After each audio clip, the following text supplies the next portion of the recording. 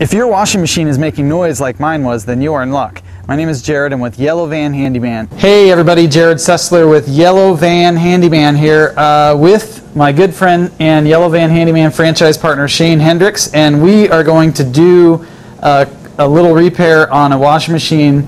And the specific reason why we're doing this goes with a series of some other videos, but we're going to show you how to actually take the machine apart today. We're going to start with taking the back of the machine off. And while Shane's working on that, I am going to pull the front door off. Okay, so to get the front door off, one of the things you want to do, well, all you got to do is pull these two screws off and we'll pull the front door off. But one of the things we need to do is get this rubber bladder off of here and just kind of pull it off all the way around. It kind of hooks in there like that, and then just push it to the inside. When you get over here to where the soap dispenser is, there's a little bit of adhesive on this around the edge too that you have to pull off. But when you get around to the soap dispenser over here, there's actually a hose clamp. You can get a shot of that inside there, and you just need to twist that hose clamp off, and I'll show you how to do that. So we're just going to twist this hose clamp off of here like that, and it pops off, and then this whole rubber bladder just slides in just like that. Once all the screws are removed from the back, then you just pull the top lip out, up over the threads there, and then just lift it straight up and out. So you want to pull the belt off, and usually what I do is just kind of pull it out towards you and then spin this, and the belt will actually roll itself right off of there, and so that's good. The other thing you want to do real quick is just flip the belt over and go like that, and make sure that there's no cracks in the belt. As long as there's no cracks, the belt's good, and you can put it back on and reuse it. Okay, so we're going to slide the motor out, and just want to show you a little trick.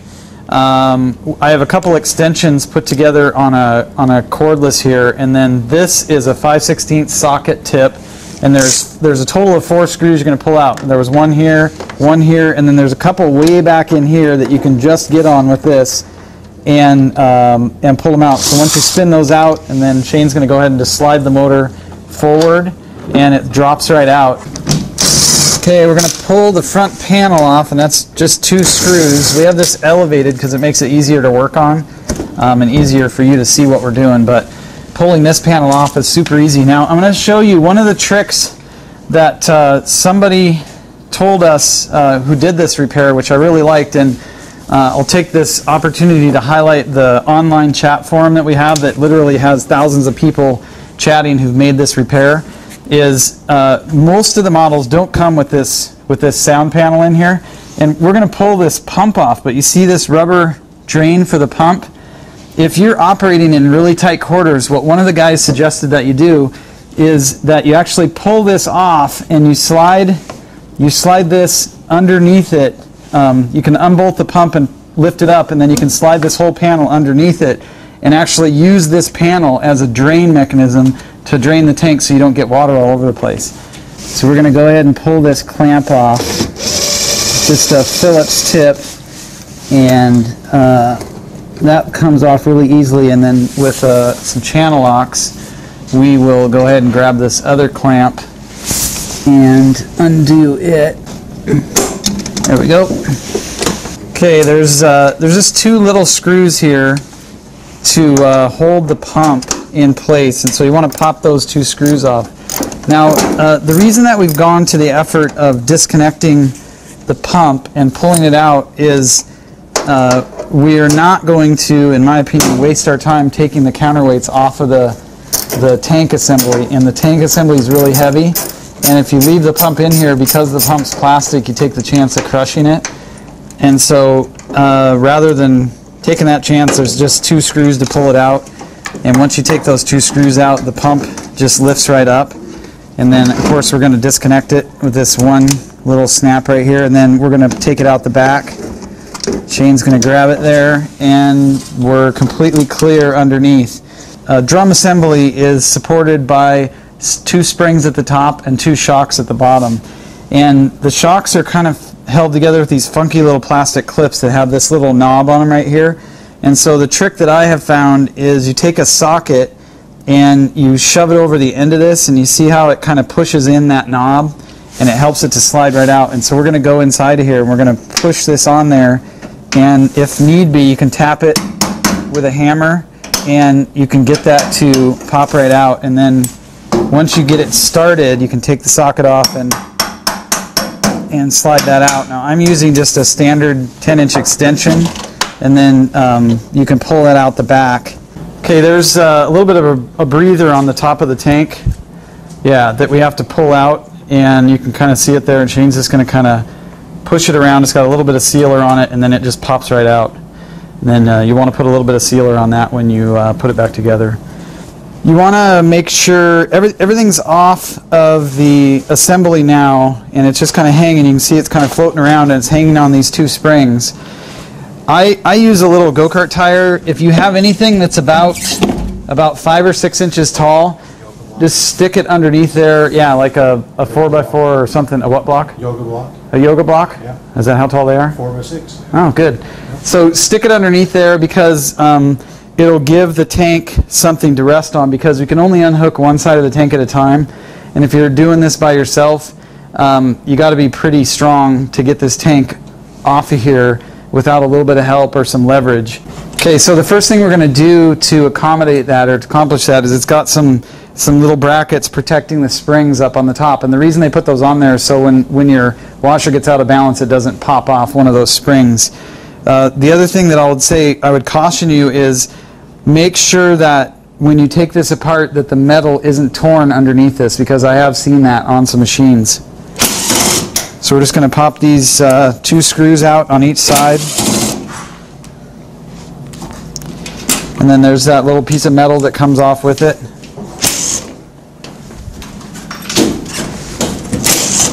And then what you're going to do is, and I'm going to get Shane's help to do this, but we're going to lift up on the tank assembly. Okay, so we're just going to lift up on that. Shane's lifting up inside the tank, and I'm lifting up on the back, and it's going to unhook this, and we're going to drop it down. And right now is where you need that spacer underneath the bottom, because now we're sitting on that spacer. We're going to pull the spring off, so that one's off, and now we're going to do the other side. Okay, we're just going to lift up on it and unhook it and set it down, and again pop the spring off and set that aside. And now the tank assembly is free to come out the back. There we go.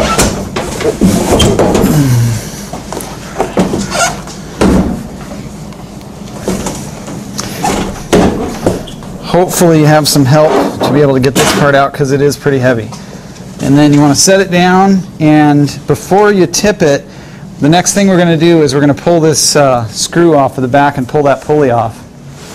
Okay, so we're going to pull this pulley off, and I'm actually going to do it with my air gun, but I want to show you how to do it without an air gun, just so it's easier, so you can actually do that. So I usually just take a big crescent wrench and stick it in here, and then stick it up against, so it's actually creating leverage against that to stop it from turning. And then you get yourself either, you can use a 9/16 wrench here, or what I have is a socket, a 9/16 socket on a 1/2-inch drive ratchet, and have somebody hold the housing assembly for you. And actually what I'm going to do is rotate this around so I'm pushing down on this. So I'm holding the crescent wrench, keeping this from spinning, and I'm pushing down on this bolt to loosen it up. And it comes loose pretty easily, and then you just you can spin that off. And then what you are actually unscrewing is the bolt that goes right into the back of the assembly. And sometimes you'll have to tap on this pulley a little bit in order, and then rock it. Like what I'm doing right now with my hands is I'm kind of rocking it back and forth. And then the other thing you can do is you can take the bolt and you can thread it back in about 3/4 of the way, or nearly all the way, and then you can tap on it with a hammer. Okay, what I like to do is just put a little bit of leverage underneath here, and you can do that with a screwdriver. I have a little pry bar here, and then it also helps to tap on the bolt. And you can kind of feel it pop loose when you're doing that. You just want to be careful, because this pulley is pretty soft metal, but you can see it kind of slide out when I did that. And once you get it started, you can pull this bolt off. You definitely do not want to pound on the end of this shaft because that's the end of your drive shaft and you don't want to mess that up.